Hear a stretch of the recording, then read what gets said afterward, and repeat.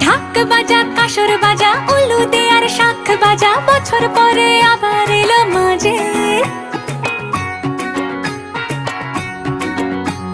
পুজো পুজো গন্ধ নিয়ে নতুন গানের ছন্দ নিয়ে